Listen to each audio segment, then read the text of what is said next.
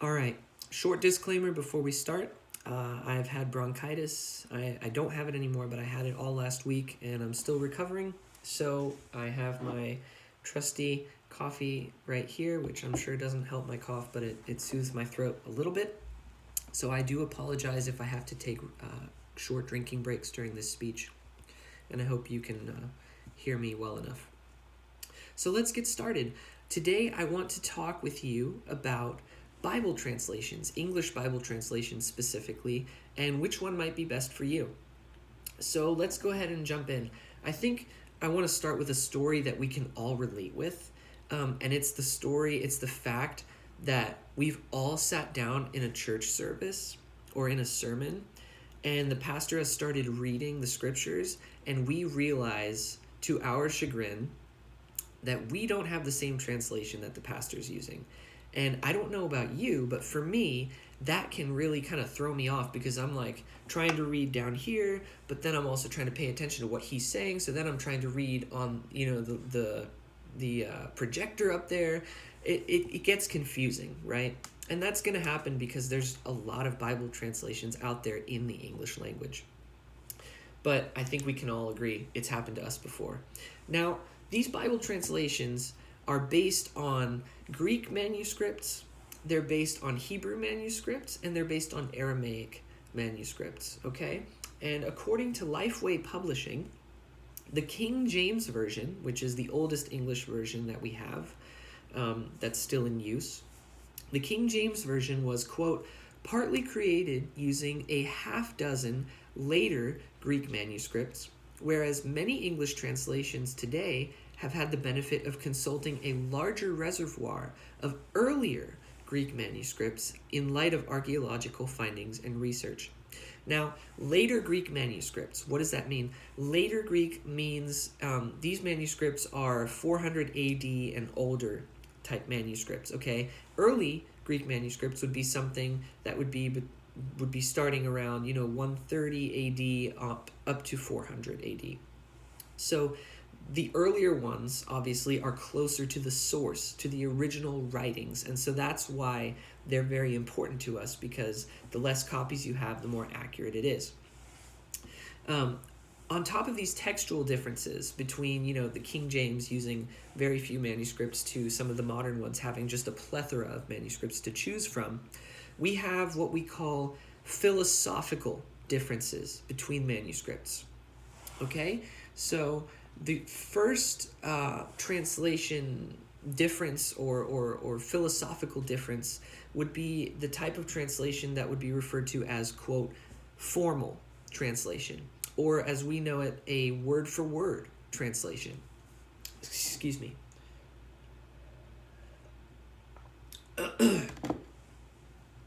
Now, the idea behind a word-for-word translation is to be as absolutely literal as possible.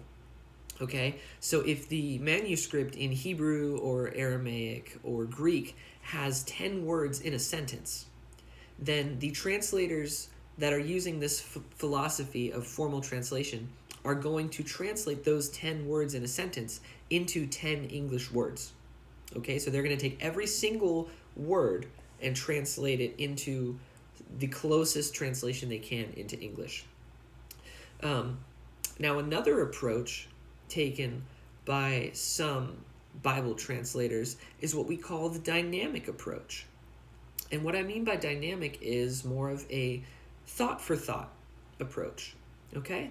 And so in this dynamic approach, they do their best to translate the manuscript in an applicable, easy-to-read way, all right? And so this translation might align more with contemporary words, or as opposed to directly translating a Hebrew idiom that would have made absolute sense to someone 2,000 years ago, they might modernize it in a way. So both of these translation approaches, both of these philosophical approaches take risks, right? The literal approach risks the translation sounding clunky. It's going to sound kind of strange at times. It's going to sound very, well, like the word says, formal, okay? And so that has the potential to, if you directly translate something, if someone doesn't know the context, they might not understand what's being said. So that risk is run with a direct translation. Whereas the dynamic approach is very easy to read. That's their goal. They want it to be approachable, easy to read, easy to understand. However, the risk that runs is when you choose to change a translation or tweak it or modernize it, you run the risk of missing the original intent of the original author. Okay? And when you do that, when you change something, it might not be, it ends up being a missed point as opposed to the literal. So it's important, however, to note real quick, that despite the dynamic approaches having weaknesses in that area, none of the well-known dynamic approach English translations have any kind of doctrinal differences with other versions of the Bible. So I just wanted to clarify that. A good example, just for us to kind of wrap our minds around what I mean with the dynamic weakness, is in the 1940s, if I came home from work and I was in a good mood, my wife may look at me and say, "Wow, you look gay." Now, at that point in time, I would take that as meaning I'm in a very good mood, I'm happy. Now, in 2020, if I come home from work and I'm in a good mood and my wife tells me I look gay, that carries an entirely different meaning. So you understand where we're coming from. The context is very important, and the context needs to be known to kind of show what they're meaning. And so I do think knowing the original intent of the author is a responsibility of every Christian. We should dig deep. We should not just read the words on the page, but really figure out, okay, what context was this written in? Why was it written this way? And how can I wrap my head around the meaning of it? But I digress, because this is not a sermon about knowing the context. It's just about Bible versions, so excuse me there. So what versions of the Bible are word-for-word translations? Well, we have the NASB, for instance, the NASB. That's a word-for-word translation. We have the ESV, which I will show you right now. The ESV, this is my ESV journaling Bible. Okay, you can see I have my pen and my highlighter, and this is a beautiful Bible. It's my favorite one. It's my devotional Bible. I take it everywhere I go. It has extra wide margins in it so that you can take notes. So I really love the ESV. This is a word-for-word translation. Again, easy enough to understand, but it is word-for-word. Another example would be the King James Bible. So you can see here, King James Version. Again, we talked about this. This is an older translation, but it still holds up with the translations we have today. However, this is probably the hardest to understand for a common reader, just because the English is Old English. Whereas we have the more modernized version, the New King James. The New King James Version here, this is my my Word for Today Bible. So this one's really great. I'll show you real quick. This is actually a Bible with commentary on the bottom. I know you won't read that real quick, but you can see the bottom margins. And this is actually a commentary Bible by Chuck Smith. And it is absolutely fantastic. I love it. I enjoy it so much. We also have other versions. So let's look at the more dynamic thought-for-thought versions. We have the NLT, the New Living Translation, is a thought-for-thought version. We have the NIV, which is also a thought-for-thought version.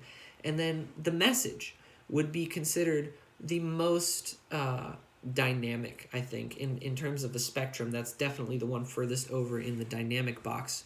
The Message is a controversial translation for some people. The translator himself stated multiple times that he never meant this to be an official Bible translation. He simply translated things in his mind as relatable as possible. And so why this is out on the market as an official translation, I don't know. However, it is very easy to read. It's very approachable. Personally, I won't get into the whole conversation about whether it should be used or not, but it is it is out there. So I'll leave it at that. One more translation that I want to show you. It's my favorite. This is my German Die Heilige Schrift. And for some of you who don't know, I am German. I grew up in Germany. And this is my, my Luther translation.